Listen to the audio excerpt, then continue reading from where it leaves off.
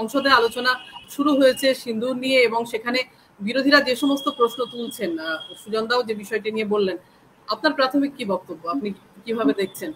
দেখুন, যে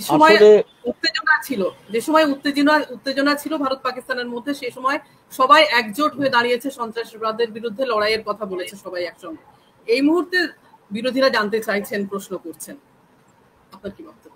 দেখুন, সমস্ত সরকার যখন কোনো এই ধরনের ঘটনা ঘটায়, ইন্দিরা গান্ধী বাংলাদেশ যুদ্ধই বলুন আর ভারতের কার্গিল যুদ্ধই বলুন, তার একটা সেই সরকার সবসময় তার একটা পলিটিক্যাল মাইলেজ খোঁজার চেষ্টা করে।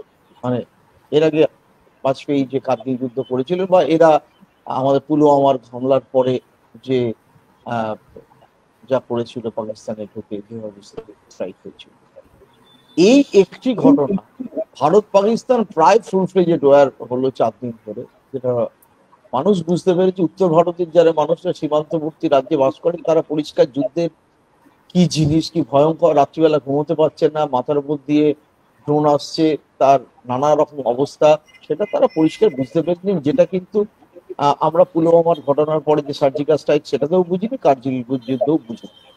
কিন্তু কার্গিল যুদ্ধের যে ফলাও, মানুষে বিশ্বাস করেছিল হ্যাঁ সেই যুদ্ধ লড়েছে ভারতীয় সেনারা, এবং তার পেছনে বাজপেয়ী সরকারের একটা বড় অবদান ছিল, সেই যুদ্ধে তারা জয়লাভ করেছে, তার পলিটিক্যাল মাইলেজ বাজপেয়ী তুলেছিলেন।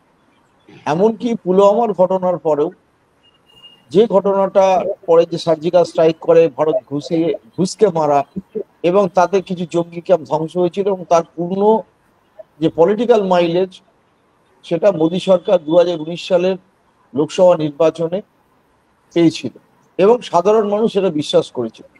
কিন্তু ডাউন দ্য লাইন যদি আজকের দিনে দেখা যায়, আজকে অপারেশন সিঁদুর নিয়ে এত আলোচনা হচ্ছে, পার্লামেন্টে আলোচনা হচ্ছে, আমরা এখানে বসে আলোচনা করছি, খবরের কাগজ, কিছু টিভি চ্যানেল ছাড়া সাধারণ মানুষের মধ্যে, আপনি দোকানে যান, বাজারে যান, লোকের মধ্যে চলাফেরা করুন, কারোর মধ্যে কোনো আলোচনা, কোনো উৎসাহ কিছু নেই।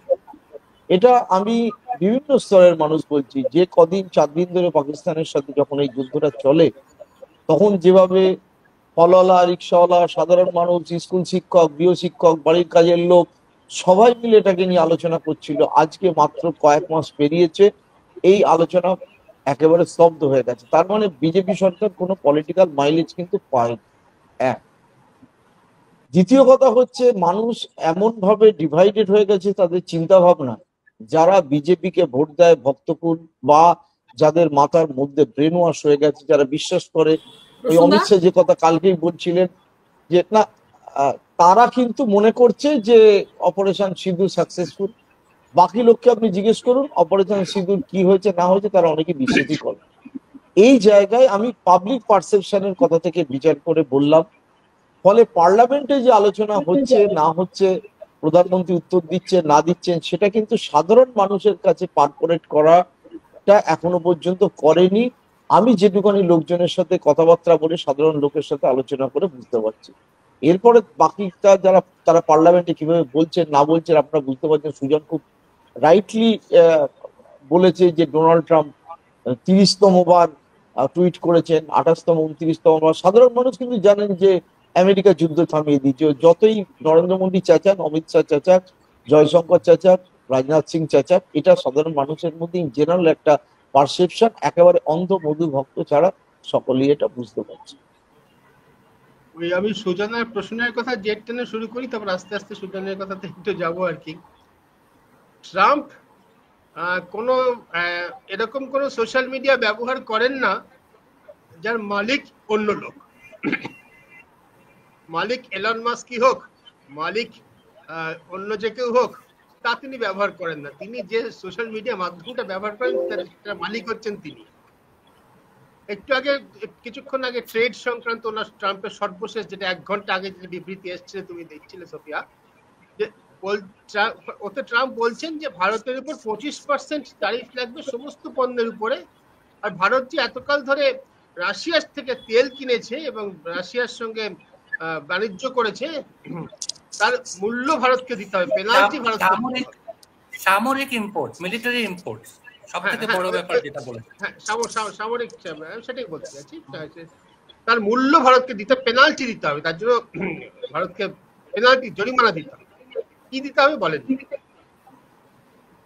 আসলে না, এখন সোফিয়া পুরোটাই আমরা জানি আলোচনা করছি, প্রসূন বলল জানি আলোচনা হচ্ছে না, পুরোটাই হচ্ছে একটা নির্মাণ, মানে যে যেটাকে সত্যি বলে বিশ্বাস করাতে পারে তার প্রতিযোগিতা। আসলে কি হয়েছে অপারেশন সিঁদুরের সময় আমরা কেউ জানি না, আন্দাজ করতে পারি। ঠিক কার সঙ্গে কার কি কথা হয়েছিল আমরা কেউ জানি না, আন্দাজ করতে পারি।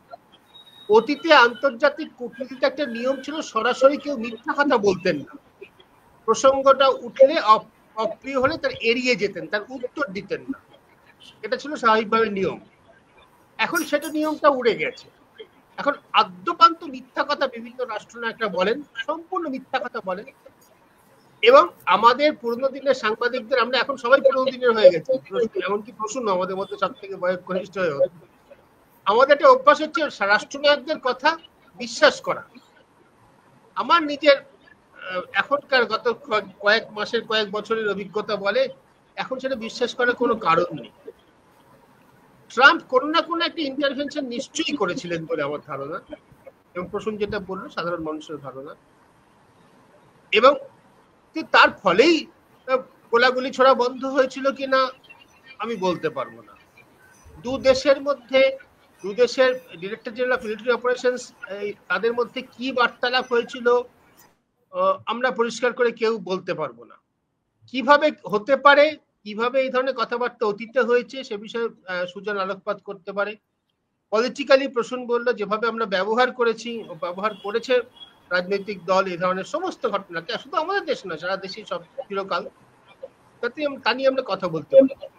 কিন্তু আসলে যেটা নিয়ে বিতর্ক আজকে এই মুহূর্তে পার্লামেন্টে হচ্ছে, এবং যেটা আমরা বলছি যে আমাদের আজকে আলোচনার যদি বিষয়টা শুধু এর উপর ফোকাস করা যায় যে অপারেশন সিঁদুর সরকারি ভাষ্যের বিরোধী প্রশ্ন, তাহলে উত্তরটা হবে আমার বক্তব্য অন্তত এইটুকু হবে, অনেক প্রশ্ন আছে, বহু প্রশ্ন বিরোধীরা তুলছেন, আমারও অনেক প্রশ্ন আছে, উত্তর জানা নেই। যখন উত্তর জানা নেই তখন সাংবাদিকদের কাজ হচ্ছে প্রশ্নগুলো ঠিকঠাক করে ফ্রেম করা। সেরকম একটা প্রশ্ন রাহুল গান্ধী গতকাল, দু চারটে প্রশ্ন রাহুল গান্ধী গতকাল লোকসভায় করেছেন, তার মধ্যে একটা প্রধানমন্ত্রী বক্তৃতার মাঝখানে, এবং তিনি থতমত থেমে গেছিলেন। আপনি শুধু একটা কথা বলুন, রাহুল গান্ধী বলছি ডোনাল্ড ট্রাম্প মিথ্যা কথা বলেছেন। পার্লামেন্টে অন রেকর্ড নরেন্দ্র মোদী সেটা বলেননি। আমার নিজের কাছে আরেকটা প্রশ্ন আছে, এতদিন পরে এপ্রিল মাসের শেষে হয়েছিল পহেলগাঁওয়ে আমাদের ভারতের আক্রমণ, সন্ত্রাসবাদীদের আক্রমণ 22 আজকে জুলাই মাস, মে জুন জুলাই 3 মাস পরে পার্লামেন্টের অধিবেশন বসেছে। ঠিক যেদিন অধিবেশন বসলো 90 দিন পরে, সেই দিন অপারেশন মহাদেব হলো এবং ছবি টবি সামনে চলে এলো। আগের 89 দিন কি হচ্ছিল, আগের 89 দিনের মধ্যে যদি হয়ে থাকে তাহলে দেশের সরকার সেটা মানুষকে জানায়নি কেন? আবারও বলছি, আমি শুধু প্রশ্ন করতে পারি মাত্র, এবং সামান্য মানে প্রশ্নকে যেহেতু আমরা যুক্তি এবং স্ট্যাটিস্টিক্স বা অঙ্কের গণিতের উপরে স্থাপনা করতে পারি, সেই সুবাদে বলতে পারি যে অপারেশনটা হয়তো 30 দিন থেকে 100 দিনের মধ্যে যে কোনো দিনেই হতে পারতো, 70 দিনের মধ্যে যে কোনো একদিনেই হতে পারতো, সেটা ঠিক সেই একদিনে হয়েছে, প্রবাবিলিটি খুব কম, 1-1.5%। সেটাই হলো, সরকারের পক্ষে খুব সুবিধা হলো। আমি সরকারকে প্রশ্ন করছি না, জাতীয় নিরাপত্তার বিষয় আমাদের তো উত্তর সঠিক জানা নেই, কিন্তু যেটা যেভাবে হয়েছে আর কি, ঠিক যেদিন হয়েছে সেদিনই পার্লামেন্ট অধিবেশন বসেছে, এটা সরকারের পক্ষে খুব সুবিধাজনক হয়েছে, এটুকু আমি বলতে পারি। আর কি বলবো, এর বেশি কিছু বলা উচিত নয়। সাংসদরা অনেক কথা বলতে পারেন, যেমন একজন কেরালা কংগ্রেস একজন সাংসদ বলেছেন, সেটা আমরা শুনতে পারি, শুনে আমরা পরবর্তী আলোচনা যেতে পারি। সেই প্রসঙ্গে আসবো। আর সুদীপ্তদা, আপনি যে প্রসঙ্গে বললেন, সায়নী ঘোষ সে কথাই বলেছেন যে যদি আমরা সিঁদুর নিয়ে আলোচনাটা আগে শুরু করতাম তাহলে বোধহয় অপারেশনটা সেই সময় হয়ে যেত। এত দেরি হলো বলে এই অপারেশনটা হতে এত দেরি লাগবে। যাই হোক, আমরা দেখো সোফিয়া, উনি নির্বাচিত সাংসদ, উনি পার্লামেন্টে যা বলেছেন ওনার স্বাধীনতা আছে বলার, সেটা তো আমাদের নেই। আমাদের দেশের সরকার আমাদের নিরাপত্তা দিচ্ছে, সুরক্ষা দিচ্ছে। রাষ্ট্রকে নিয়ে আমরা প্রশ্ন কতটুকু করতে পারি সোফিয়া, এটা ছোট্ট করে একটু বলি। দেখো, রাষ্ট্রের সঙ্গে আমি নাগরিক হিসেবে একটা অলিখিত চুক্তিতে আবদ্ধ। সরকার যদি ট্যাক্স বসায়, আমি ট্যাক্স দিতে বাধ্য। আমি এই সরকারের প্রতি, ভারত রাষ্ট্রের প্রতি আমি অনুগত, কারণ আমি এখানকার নাগরিক, এখানকার জাতীয় পতাকাকে, সঙ্গীতকে আমি সম্মান করি, এই রাষ্ট্রের নিয়ম আমি মেনে চলি। কিন্তু রাজনৈতিক দলের প্রতি আমার কোনো আনুগত্য থাকার কথা না। কোনো দলকে, কোনো ব্যক্তিকে তুষ্ট করার কোনো দায়িত্ব আমার নেই। কিন্তু রাষ্ট্রের প্রতি আমার অলিখিত চুক্তিতে আবদ্ধ। অলিখিত চুক্তিটা হচ্ছে রাষ্ট্র আমাকে নিরাপত্তা দেবে, পরিচয় দেবে, তার বিনিময়ে আমি রাষ্ট্রের প্রতি আমার আনুগত্য দেব। তার বাইরে তো আর কিছু হতে পারে না। বাকি যে স্বাধীনতা সাংসদদের আছে যে কথা হচ্ছে, তা তো আমাদের নেই। সাংসদ সেটা জনপ্রতিনিধিরাই বলতে পারেন। সোফিয়া।